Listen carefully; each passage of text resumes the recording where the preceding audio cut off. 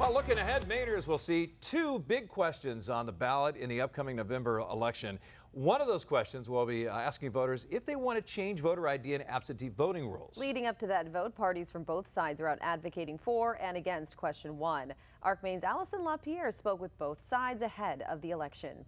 The November referendum is less than a month away, and on this year's question one, we'll ask voters if they want to require a photo ID for voting and change absentee ballot and drop box rules. Campaign groups around the state are putting up signs, passing out pamphlets, and talking to the public, urging them to make their vote. Question one would make it harder to vote absentee. It would take away a lot of the elements that make absentee voting accessible for eligible Maine voters. The group Save Maine Absentee Voting held a statewide weekend of canvassing. Sunday afternoon, group volunteers traveled around Brunswick and Topsom, knocking on doors and advocating against question one. Talking about why question one would make it harder for seniors, rural voters, voters who have disabilities or work multiple jobs, why would make it harder for them to vote absentee? Though Yes on Question One campaign groups disagree. We have so many ways to get our absentee ballots in that I don't think that's a valid concern.